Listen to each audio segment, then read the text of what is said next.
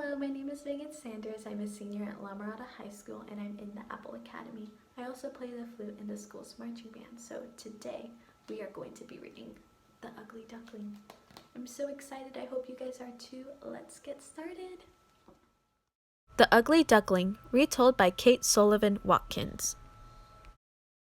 One bright sunny morning, in a corner of an old farmyard, a mother duck watched proudly as her ducklings hatched from their eggs. The 5 new ducklings were tiny and covered with soft yellow feathers. But the mother duck was puzzled because one egg did not hatch. This egg was much larger than the others. Do you guys think that bird will look different from the rest of them because it was a larger egg or because it took longer to hatch? Let me know.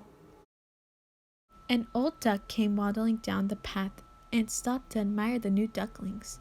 "What's wrong with that egg?" the old duck asked. "I don't know," the mother replied, "but for some reason it won't hatch." The old duck looked carefully at the egg.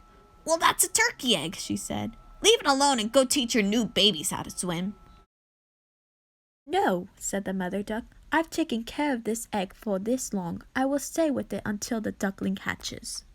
The mother duck continued to sit until the large egg began to wobble and crack. Finally, out came an unusual-looking baby bird. He was covered with rough gray feathers, and he was much bigger than the other ducklings. His feet were large and clumsy, and his neck was long and skinny.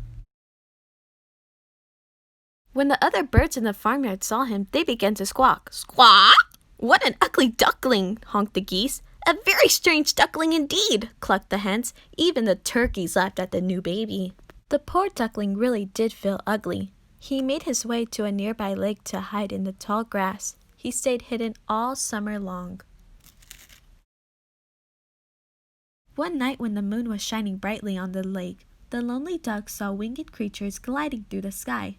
3 magnificent swans cast graceful shadows as they flew through the night. The duckling stood still to admire them. Oh, how he longed to fly!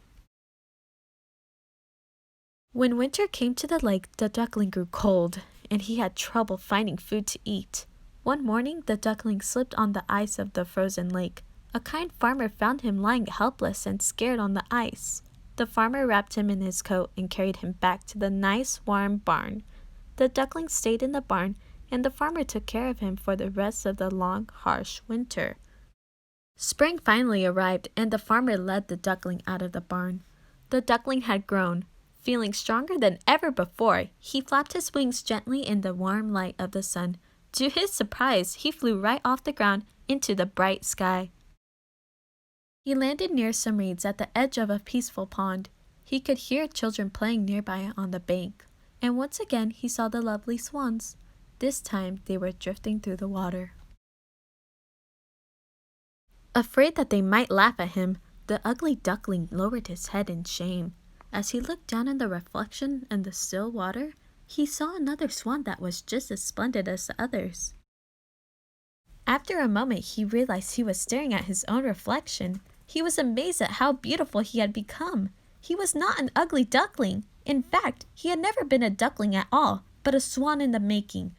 He glided into the water and joined the other swans. When the children saw him, they began to shout, "Look at the new swan! He is the most splendid of them all!"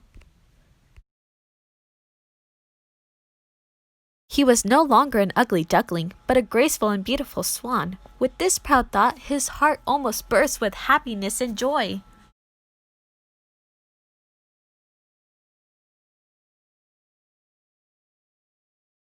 There are many things that we could take out of this book. One that stood out to me is that we should accept ourselves the way that we are. You shouldn't have to change just because others want you to. You are perfect the way you are. I hope you guys have a great day, enjoy it, and remember that you are beautiful and amazing.